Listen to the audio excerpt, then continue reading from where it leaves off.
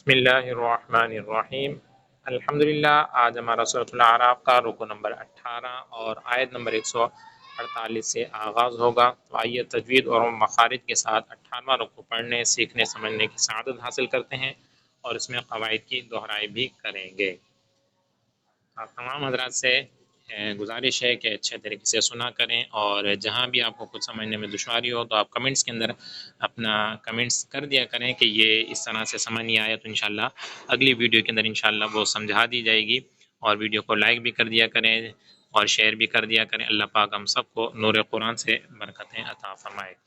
اعوذ باللہ من الشیطان الرجیم، بسم اللہ الرحمن الرحیم۔ واتخذ قوم موسى من بعده من حليهم عجلا جسدا له خوار ألم يروا أنه لا يكلمهم ولا يهديهم سبيلا اتخذوه وكانوا ظالمين۔ آیت نمبر 148 کمپلیٹ ہوئی۔ آئیے اس کے قواعد کی دہرائی کرتے ہیں۔ تو ناظرین کرام، جہاں سے آیت نمبر 148 شروع ہوئی ہے، وَاتَّخَذَ قَوْمُ، خو ہے یہاں پر حروف مصالحہ سے موٹا پڑھیں گے، قوم یہاں پر قوف ہے اور قوف حروف مصالحہ سے اسے بھی موٹا پڑھیں گے، قوم یہاں پر واولین کا قاعدہ لگ رہا ہے کہ واو ساکن سے پہلے حرف کے اوپر زبر ہے، اس لیے بغیر کھینچے بغیر جھٹکا دیے نرمی سے پڑھیں گے۔ آگے موسیٰ، یہاں پر بھی واو مدہ ہے اور اس لیے یہاں پر ایک الف یعنی دو حرکات کے برابر کھینچ کر پڑھیں گے۔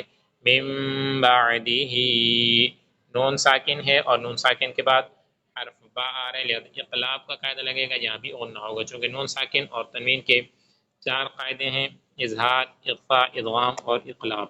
تو یہ چوتھا قاعدہ ہے کہ نون ساکن کے بعد اگر حرف با آ جائے تو وہاں پر اقلاب کا قاعدہ ہوتا ہے، یعنی غنہ کر کے پڑھنا ہوتا ہے۔ من بعدہ من حلیہم عجلا، تو حلیہم، ہم جو یہاں پر ہے میم ساکن ہے اور میم ساکن کے بعد حرف با اور میم کے علاوہ کوئی اور حرف آ جائے تو وہاں پر اظہار شفوی ہوتا ہے، یعنی غنہ نہیں ہوتا، تو لہٰذا یہاں پر بغیر غنہ کے آپ نے پڑھنا ہے۔ عجلا، یہاں پر اخفاء کا قاعدہ لگے گا۔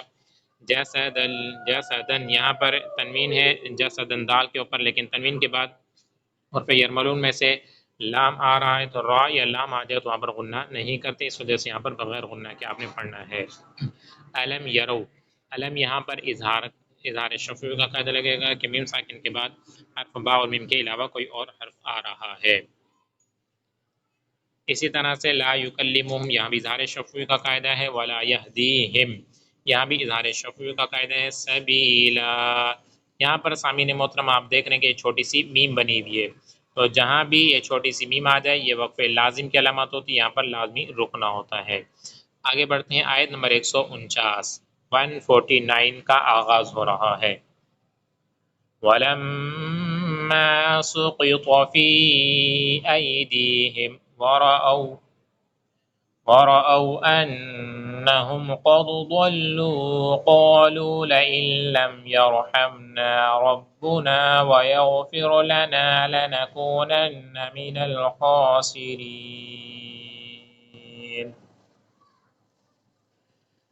آیت نمبر 149 کے قواعد کے دہرائی۔ ولما، یہاں پر میم مشدد ہے اس لیے غنہ ہوگا، الف مدہ بھی ہے۔